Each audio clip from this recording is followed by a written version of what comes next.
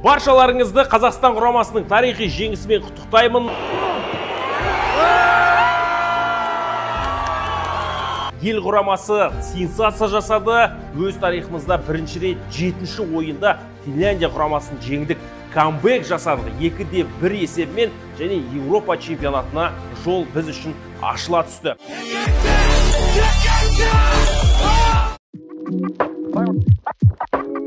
Қазақстан құрамасы Финляндияға қонаққа барды. Хельсинки қаласында өткен олимпиадалық стадионда бірінші минуттан бастап өте қиын ойын болды. Матч жүргізген кезде тіпті қобалжып отырдық.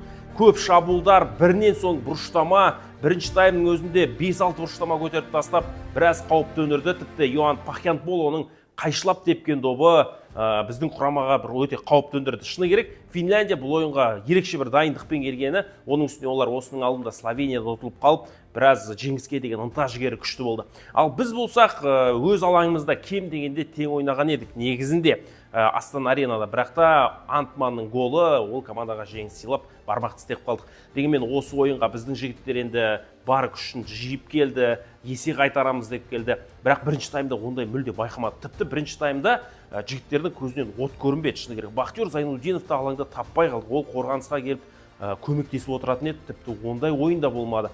Сондықтан да бірінші таймдан кейін тіпті Бахтияр Зайнутдиновты ауыстырама деген ойларда болған, бірақ бапкер соңына дейін сеніп оны шығармады. Соңына дейін оны қалдырды ойында. Есеп 1-0, бұл жерде бірінші таймда күтпеген жерден гол соғылып кетті. Әрине біздің қорғаныс шебіндегі ойыншылардың бір қателігі деп айтуға келмейді. Бұл жерде Марчкин ереже бұзып бірден сары қағаз алды. Содан кейін айып добын Роберт Тейлор теуіп, енді ғаламат соққы болды, сөз жоқ.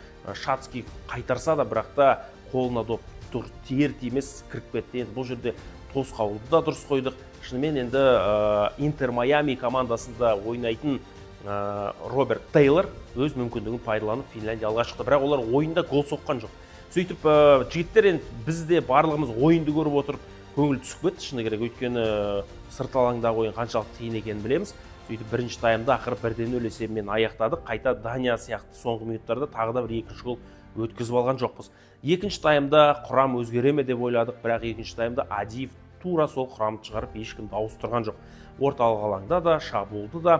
Енді бірінші таймда үздік ойын көрсеткен ол қақпашы Шацкий. Ол керемет сейвтар жасады. Тіпті Николай есімді қорғаушы, мына оң қанатта ойнайтын тамаша мүмкіндікке ие болған, гол соғатын әдемі мүмкіндік, қиып тұрып пас берді. Бірақ соны Шацкий қайтарып, біздің команданы голдан аман алып қалды. Бірінші таймда аяқтадық, екінші таймда тура сол құрам Адиев, бірақ білмеймін, екінші таймда командаға не айтты, команданы қалай жігерлендірді, қандай сөздер табады, қалай намыстарын оятады, қалай қайрайды. Бір тылсым дүние, шыны керек. Ондай ойындар бірінші рет емес, осыған дейін де болған. Өздеріңіз білесіздер, Даниямен болған ойында бірінші тайм ұтылып, екінші таймда жігіттер керемет ойнаған. Енді ол кезде ауыз ашар уақытынан кейін жігіттер ауыз ашып алып барып ойнап, күш бойына жинады деп айтқан едік. Бұл жол енді ондай Рамазан айы емес, бірақ үзіліс кезінде біздің жігіттерді жігерлендіріп қайрай білді. Екінші тайм басқаша басталды. Бастала салысымен шабуылдар, Бахтияр Зайнутдинов ширады. Міне, Бахтиярдың ойыны қалай жүрді орталық алаңда, бүкіл команданың ойыны солай жүрді. Вараговский де ширады, оң қанатта Бағдат Қайыров та от болды. Сөйтіп жүрген кезде әуелет асырылған пас, қолға тиген доп, оны тіпті байқамайды қалды. Төреші келді, пенальти белгілеп, пенальтиді ұзақ қарап, қатты қуанып, енді пенальти кезінде негізі тағы берген тебеме деген ой болған, өйткені капитан, бірақ Зайнутдиновке осы жол берген өте жақсы болды. Зайнутдинов осыған дейін ұлттық құрамада пенальти соққаны, тағы берген бір соғамай қалғаны бар. Сол кезде оны жерден ап жерге саған. Осы жол ол капитан болды және берді Зайнутдиновқа кезекті.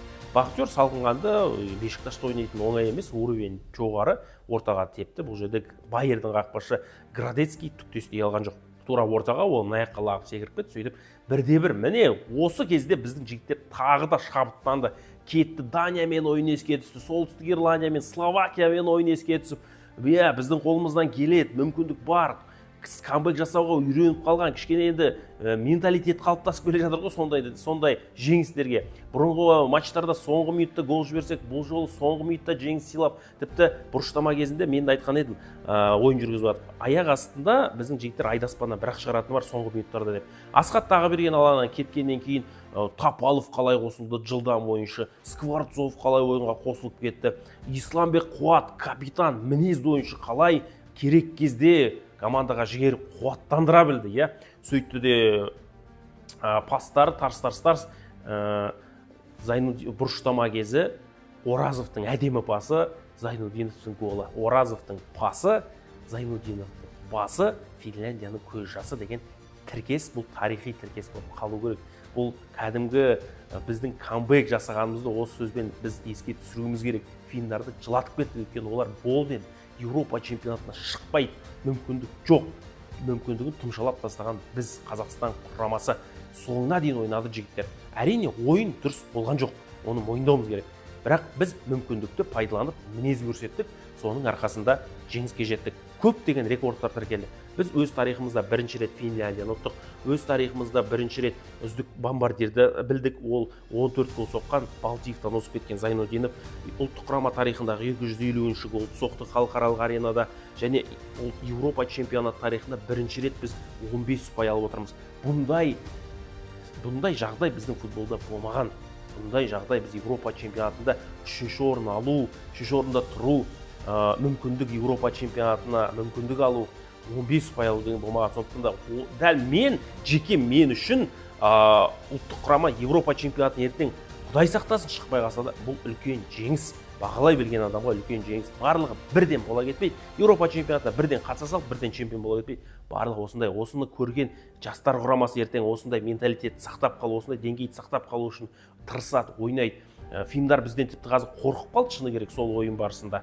Біз енді нағыз бір қасқыр мінезді халық екенімізді, қасқыр мінезді жігіт екенімізді көрсеттік. Енді сынайтындар, жеңсек те сынайтындар көп болады. Бірақ ол сынның да өзінің айтар орны бар, сынның да дұрысы бар. Енді бізде мүмкіндік қандай? Біз қарашаның ортасында өз алаңымызда Сан-Мариноны қабылдаймыз, және әрине Сан-Марино ұтамыз дей салуға болмайды. Бағалау керек, Сан-Мариноны жеңсек дейік, әрі қарай 18 ұпай болады. Одан кейін бізде соңғы ойын Словениямен. Міне сол қарашаның соңында бізді өте маңызды ойын күтіп тұр. Сондықтан да оған жігіттер дайын болады. Әрине ол уақытта чемпионат аяқталады, бірақ біздің жігіттердің бойынан күш табылады деген сенімдеміз. Енді командадағы бүкіл ойыншыларды жоғары деңгейде ойнады деп айта аламын. Бөліп жаратын ештеңе жоқ. Жеке-жеке ойыншыларға тоқталып өтетін болсақ, Марчкин топ, Быстров өткен ойыннан кейін сабақ шығарған топ, Әліп ол сөз жоқ, шынымен де Зенитқа барғаннан кейін деңгейін көтеріп тастаған. Вараговский соңғы минуттарға дейін әдем ойнап берді. Бағдат Қайыров тіпті енді оң қанатта оны ауыстырудың қажеті жоқ. Габышевта енді претенденттер болады, бірақ Бағдат Қайыров сөз жоқ, жоғары деңгейде ойнай алды. Одан бөлек орталық алаңда Зайнудинов, Тағыберген керемет, Бейсебековтің өзі ортаны ұстап берді. Нағыз тәжірибелі ойыншы екенін көрсетті шабуылда. Маған ұнағаны Самородов осы жолы Данияға қарсы ойында бұл ойнамаған. Самородов осы ойында керемет ойнады сөз жоқ. Мықты, бүкіл допқа таласып, қарсыласа тартып алып, прессинг жасап, қанша суық болса да күн райы, бірақ шаршаса да жігіттер жығады. Сондықтан да жеңіс құтты болсын. Енді Еуропа чемпионатында басқа командалар Португалия, Франция, Түркия сияқты, Бельгия сияқты командалар, енді Швеция шыға алмайды, ол ойын әлі бірде-бір шығып қойды келесі кезеңге. Ол қатарға енді біз қараша айында қосыламыз деген ойдамыз. Сондықтан да алдағы матчтарда сәттілік. Мен осы ойынды жүргізіп шығып бірден осы YouTube-қа өзімнің ойынға байланысты пікірімді айтып жатырмын. Сондықтан да алдағы ойындарда жеңіс күтеміз, жігіттерге сәттілік тілейміз. Біздің арнамен бірге болыңыздар, Ерсін Ерік каналына тіркеліңіздер. Алдағы уақытта көп видео болады. Комментарий жазып, матчқа байланысты өз пікірлеріңізді білдіріңіздер, тіркеліңіздер, бір-бірімізді қолдап жүрейік. Жеңіс күндері жүздескенше аман сау болыңыздар.